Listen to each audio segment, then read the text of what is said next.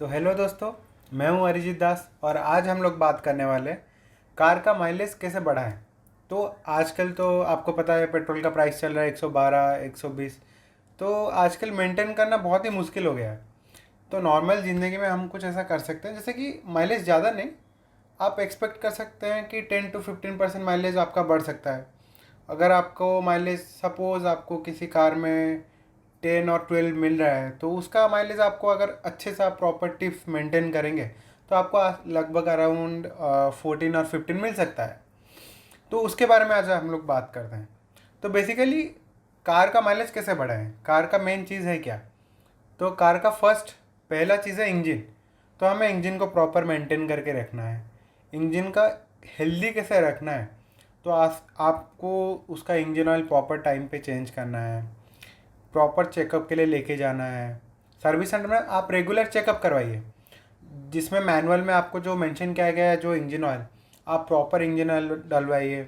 कोई भी दुकानदार अगर आपको बोल रहा है कि आप सर ये डलवा दीजिए आपके लिए ये अच्छा रहेगा, उनकी बात मत सुनिए।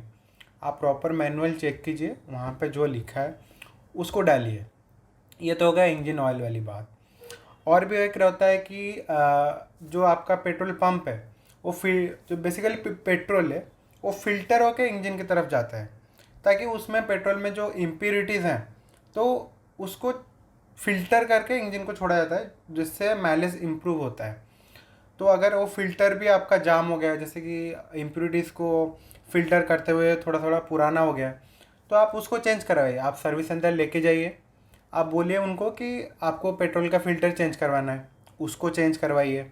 और एक मेजर पॉइंट क्या है, जो हम लोग पेट्रोल डलवाते हैं ना डेली बेसिस पे, तो पेट्रोल पंप वाले क्या करते हैं ना, पेट्रोल में इम्प्योरिटीज़ डाल देते हैं तो अपना प्रॉफिट निकालने के लिए। उससे क्या होता है ना, जो गाड़ी का जो परफॉर्मेंस है वो तो डिक्रीज़ होता ही है, और उसका गाड़ी का जो माइलेज है ना वो भी कम होता है। तो उससे दिक्कत क्या होता है, हम लोग पैसा तो दे रहे हैं लेकिन हमको माइलेज कम मिल रहा है।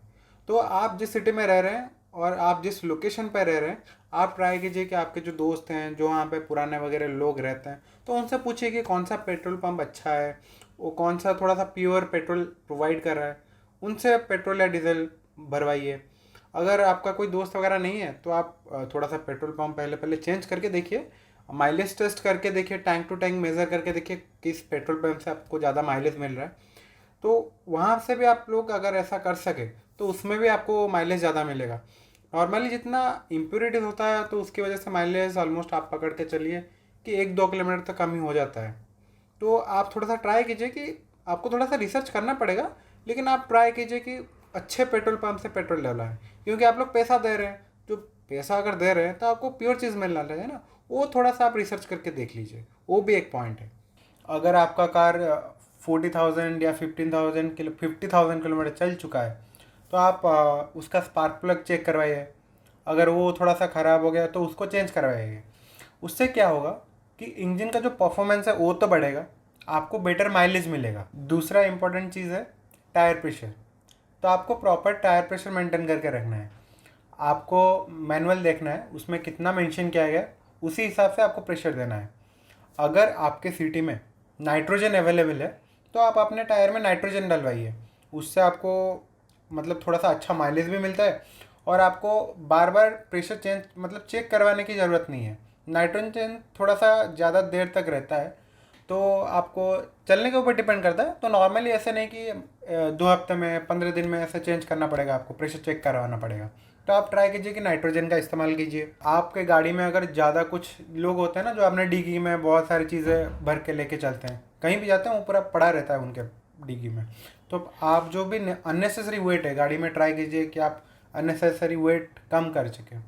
कि जैसे भी कोई भी पैकेज आ गया पड़ा हुआ है लोगों के डिग्गी में, तो उसको हटाइए। अगर आप ज़्यादा ट्रैवल करें, उससे क्या होता है ना, कार का वेट बढ़ता है। कार का वेट बढ़ने से उसमें ज़्यादा फ्यूल कंजप्शन होगा, क्योंकि आपको ज़्यादा वेट को खींचना है, तो उससे भी माइलेज डिक्रीज़ होता है। आप ट्राई कीजिए कि लाइट फुट पे कार चलाएं। जो नॉर्मली जो एक्सेलेटर है, कुछ लोग होता है ना कि एकदम से दबा दिए, ट्रैफिक में ग्रीन लाइट हुआ कि नहीं उनको आगे जाना है, बस दबा दिए। लेकिन उससे दिक्कत क्या होता है ना, आप दबा तो देते हैं सिटी में, लेकिन उसके बाद फिर से आपको ब्रेक अप्लाई करना पड़ता है। तो आपने जो एनर्जी यूज़ किया कार को एक्सेलेट करने के लिए, वो तो वेस्ट हो गया। तो आप लाइट फुट पे ड्राइव कीजिए। अगर आप नॉर्मली सिटी पे ड्राइव करें तो नॉर्मली क्लच पे छोड़िए उसको हल्के से, नॉर्मल पिकअप लीजिए और ब्रेकिंग हार्ड मत कीजिए। आप ट्राई कीजिए कि इंजन ब्रेक से ही गाड़ी को रोक लें, तो ताकि ना आपको क्या होगा कि ज़्यादा एक्सेलरेट नहीं करना पड़ेगा। उससे भी कार का माइलेज बहुत इम्पैक्ट होता है, क्योंकि आप लोग देखे होंगे कि आपका जो कार का माइलेज होता है नॉर्मली अगर वो हाईवे में 16-17 दे रहा है तो सिटी में 14-13 ऐसा दे रहा है। क्यों? क्योंकि आप फ्रीक्वेंटली आप लोग यूज़ कर रहे हैं ब्रेक और एक्सेलेटर, उसको अवॉइड कीजिए। और कुछ चीज़ें हैं जैसे कि कार का एसी, अगर आप लोग ये चाहते हैं कि आप लोग एसी मतलब अच्छा फील हो लेकिन माइलेज भी मिले, तो आप लोग ट्राई कीजिए कि एसी का जो ऑटोमेटिक क्लाइमेट कंट्रोल अगर आपके कार में है तो आप ट्राई कीजिए कि 20 और 21 के आसपास रखें। अगर बहुत गर्मी है, दोपहर के टाइम चल रहे हैं, तो फिर कम करके चलिए, उसमें कोई दिक्कत नहीं। लेकिन कुछ लोग क्या करते हैं, पूरा एसी को लो पे रखते हैं और ब्लोअर भी हाई रखते हैं। उससे क्या होता है ना, कार का जो एसी का जो कंप्रेसर होता है वो तो पूरा फुल स्पीड पे चलता है, उससे कार का माइलेज तो डिक्रीज होता ही है, लेकिन आपका जो कार का जो पिकअप है उसमें भी फ़र्क आता है। तो इसलिए आप ट्राई कीजिए कि अगर आपको नॉर्मल टेम्परेचर है जो आपको सुइटेबल लग रहा है उस टेम्परेचर को मेंटेन कीजिए। ज़्यादा टेम्परेचर मतलब कम मत कीजिए, जैसे कि सर्दी लग रहा है लेकिन नहीं एसी बढ़ा के चलेंगे, तो उसको थोड़ा सा मैनेजेबल कीजिए। और बाकी पॉइंट्स जैसे कि प्रॉपर गियर पे आप गाड़ी को मेंटेन कीजिए। जैसे कि आपने कि हमेशा नहीं कि दो दो पे लगा लिया, ये एक पे लगा लिया, 7,000 8,000 आरपीएम तो खींच रहे हैं, वैसा मत कीजिए। क्योंकि आप सिटी में चला रहे हैं और हाईवे पे चला रहे हैं, तो आप प्रॉपर गियर पे मेंटेन कीजिए। नॉर्मली गाड़ियों पे 2,000 से 3,000 के बीच आप गियर चेंज कीजिए, नॉर्मली ऑप्टिमल कंडीशन पे होता है। अगर आप हाईवे पे ओवरटेक कर रहे हैं तो थोड़ा सा हाँ आप रेस दे सकते हैं, लेकिन अगर नॉर्मली आप लोग क्रूज़ कर रहे हैं तो नॉर्मल 2,000 से 3,000 के बीच आप मेंटेन कीजिए। और आप अगर हाईवे पे भी चला रहे हैं तो आप ट्राई कीजिए कि आपका स्पीड कांस्टेंट रहे। जैसे कि आप अगर 80 पे चला रहे हैं तो ट्राई कीजिए कि आपका स्पीड 80 के आसपास रहे, ऐसा 80-81 ऐसा रहे।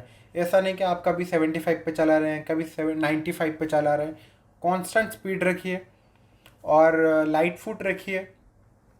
और आप अगर स्पीड को ऑप्टिमल भी रखते हैं उससे भी आपका माइलेज बढ़ेगा।